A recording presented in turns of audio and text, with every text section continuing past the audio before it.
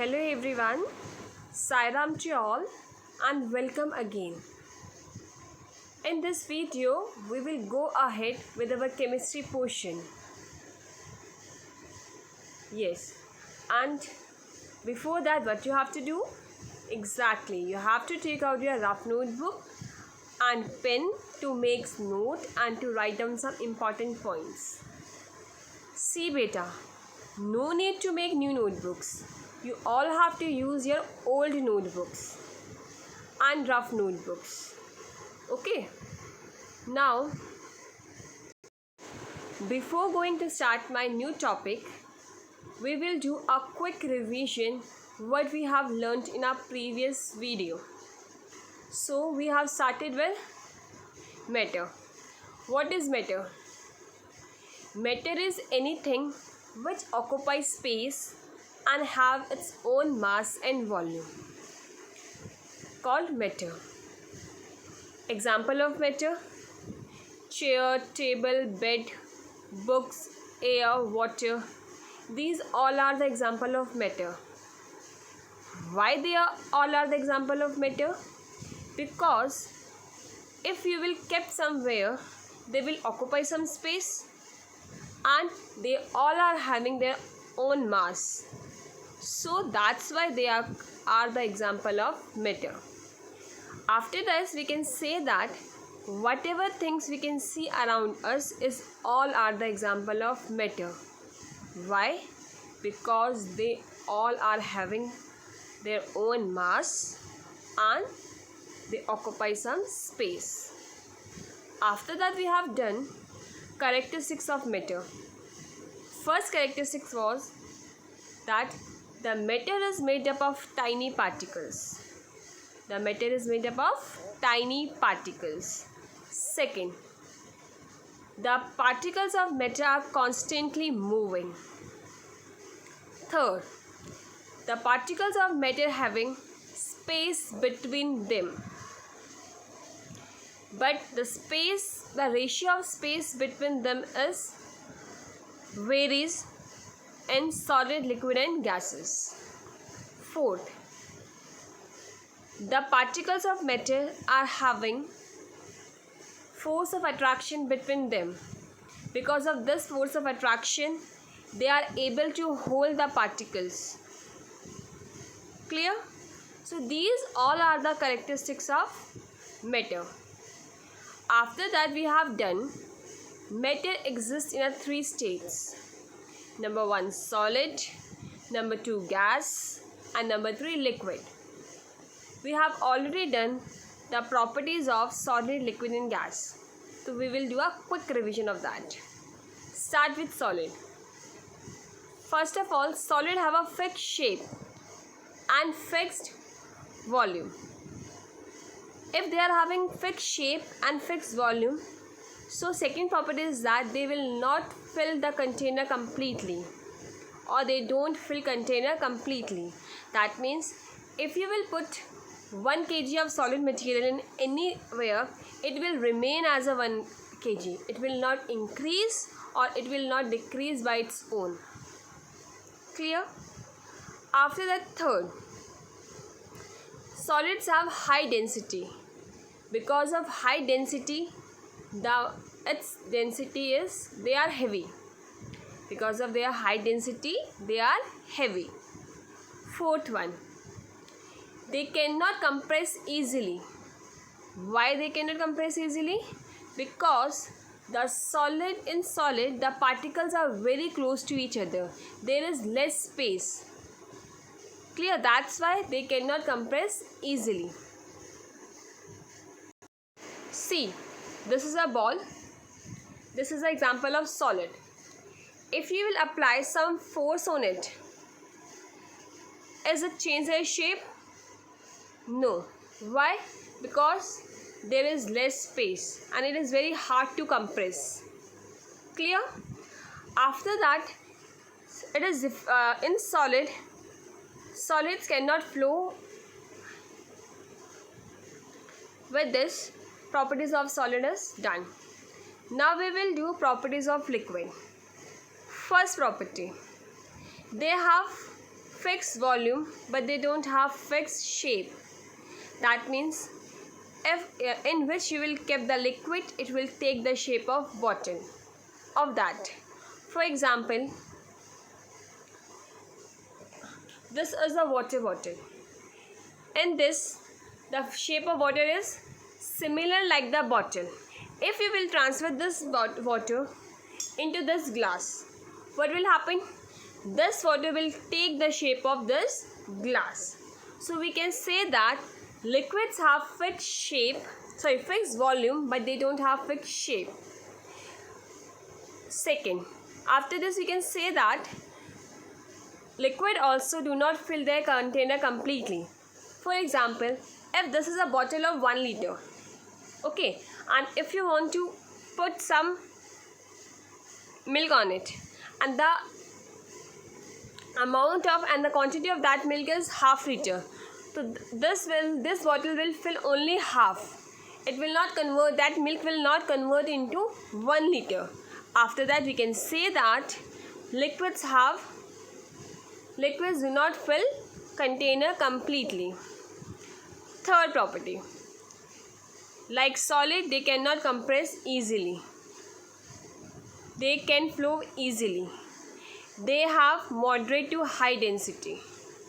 Clear? After that we will do gas. Gas neither have fixed shape nor fixed volume. Because they neither have fixed shape or volume, so they fill their container completely.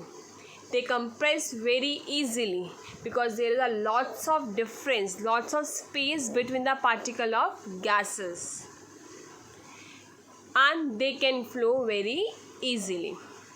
So these all are the properties of solid, liquid and gases. Now let us start our new topics. Topics to be covered in this video are rigid in fluid, diffusion, diffusion in solid, diffusion in liquid, diffusion in gas, the common unit and SI unit of temperature. Clear? So let us start.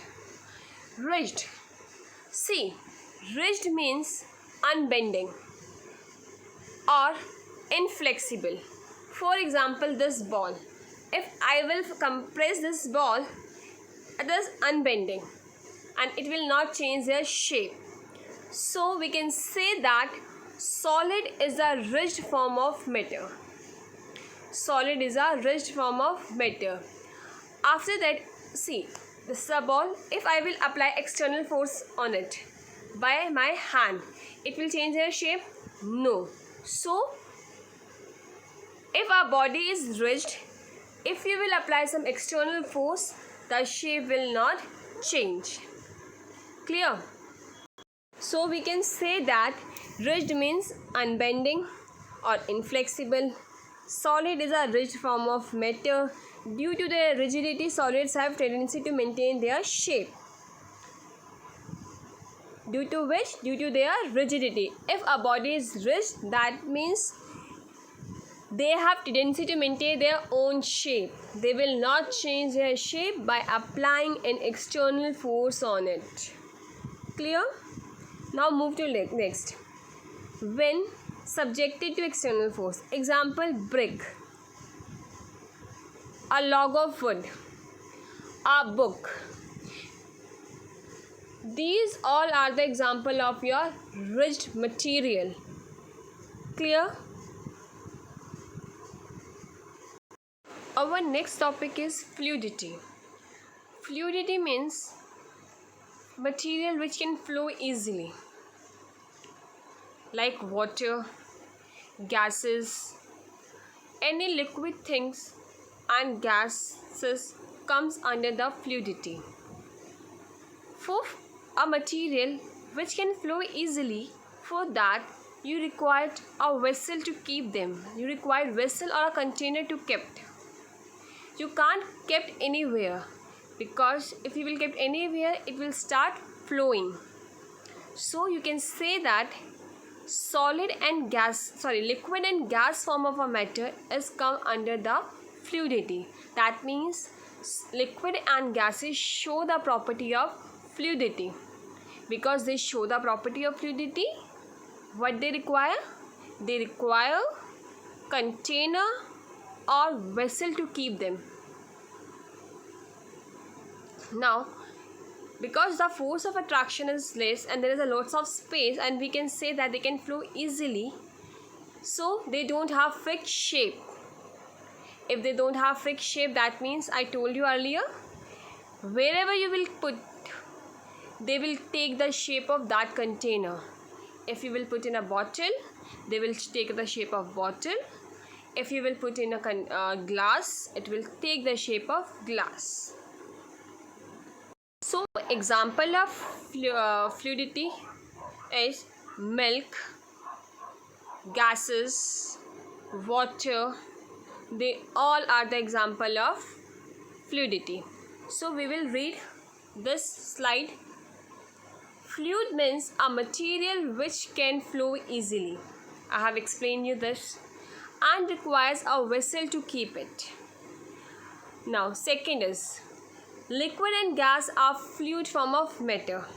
Why? Because they can flow easily. That's why they are the fluid form of a matter. Both require container to keep them. You can't keep anywhere. You can put water anywhere? No. For that you have to take one container or vessel. Clear? Next, the characteristics of liquid and gases flowing easily is called fluidity. Okay, the flowing property of liquid and gas is known as fluidity.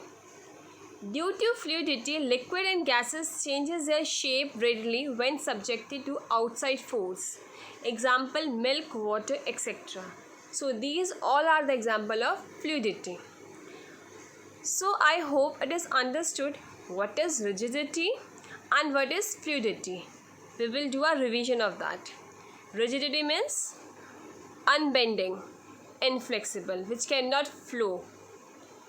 Fluidity means, yes, which can easily flow. For rigid object, you don't require any vessel to keep, but for the fluid you have to require vessel to keep them. Solid form of a matter is rigid. Liquid and gaseous form of a matter is fluid. Rigid body cannot change their shape, but fluid can change their shape. So these all are the example of rigidity. These all are the difference of rigidity and fluidity. Move on next topic, that is diffusion. See, diffusion is very simple word.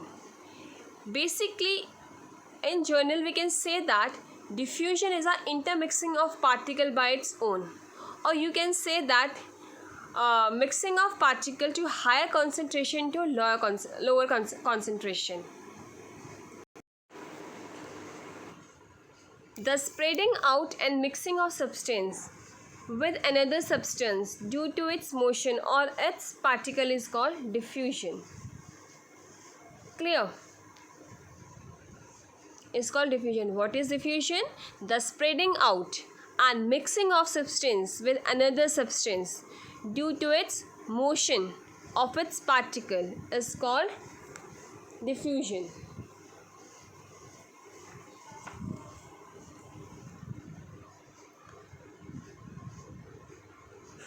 In previous topic, we have learned that there is a space between the particles of matter. These particles continuously moving. So, and we can confirm it by seeing some real life observation like incense stick fragrance, okay, boiling of water. What they are? They all are the example of diffusion. Why diffusion occurs? Because there is the particles continuously moving and there is a space between the particles. So we understand diffusion by one activity. We will take a glass of water. Okay, see the color of water. It is a transparent. It is transparent. If you will dip a tea bag on it and you will keep for 5 minutes. After 5 minutes, you will see that the color of water will change. It will convert into pale yellow. Why? This process is known as diffusion, intermixing of particles. What happened to the water? The tea particles will dissolve in it. Why? Because there is space between the water particles. The particles are constantly moving. So, this process is known as a diffusion. See the color. Earlier, it was like this. Later on, this will convert into this. And this process is known as your diffusion. So we can say that diffusion is a property of matter which based on the motion of its particle. Diffusion is fastest in gas and slowest in solid. Why? Because in gas particle there is a more space. The force of attraction is less, so the particle can easily move. If we will talk about solid, the force of attraction is more and the space is less, so the particle cannot move easily. The rate of diffusion increases on increasing the temperature. If you will apply heat, the the rate of diffusion will increase. For example, if you will dissolve sugar in a cold water, it will take long time. Instead of if you will dissolve sugar in a hot water or a lukewarm water. The phenomena of diffusion tell us the particle of metals are continuously moving. Now with this, I think diffusion is clear to you. What is diffusion? Intermixing of particles is known as diffusion, or you can say that intermixing of particles from higher concentration to lower concentration is known as diffusion. Now, diffusion in gas. I told you that diffusion is very fast in gas. This is because the particles of gas moves very fast in all direction. Second, now we will see some example of diffusion in gas from our day-to-day life. First example is the smell of food being cooked in the kitchen reaches us even from a considerable distance. You all know that. Whenever there is cooking something, you can guess by the smell. Second, the fragrance of burning incense stick. What do you mean by incense stick? That is the agarbatti which you use for puja. Spreads all around due to diffusion and its smoke into the air. The smell of perfume spreads due to the diffusion of perfume vapors into air. Now, diffusion in liquid. I told you that diffusion in liquid is more than solid but less than gases. Why? Because as compared to gas, the force of attraction is more and the space is less. But as compared to the solid, there's a more force of attraction. There's a less force of attraction and more space. So, as compared to gas, diffusion is less, and as compared to solid, diffusion is more. So, diffusion in liquid is slower than that in gas. This is because, why? I told you, because the particle in liquid moves slowly as compared to gas, because there is a less space and the force of attraction is more, so it will require to break that bond. It will take time to break that particular bond. Second, here are some example of liquids, like the spreading of ink in water on its own is the example of diffusion in liquids. See, these all are very simple activities which you can perform at your home easily. Now, diffusion in solid. Diffusion in solid is very slow process, very slow process. The diffusion of solid into another solid substance is so slow that many people think that it does not occur. Now move on to next topic. The common and SI unit of temperature. The common unit of temperature is degree Celsius. It can be represented as degree and Celsius. There is another scale called, so it is represented by Kelvin, And there is a one relationship between the Celsius and Kelvin scale. What is that?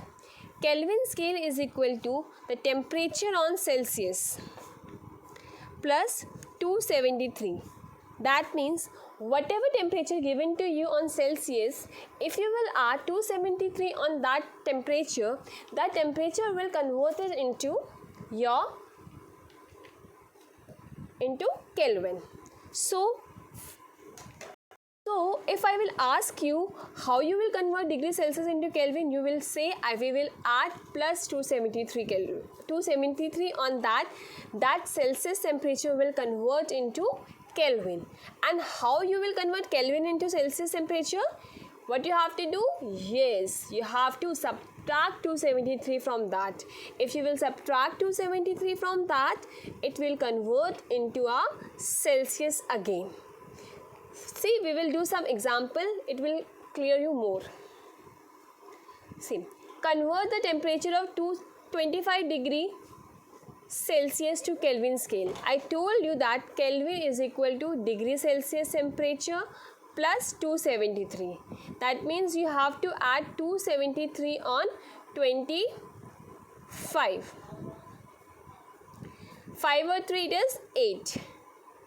7 plus 2, 9. So it is 298 Kelvin. Let us do another example. Here the temperature is given into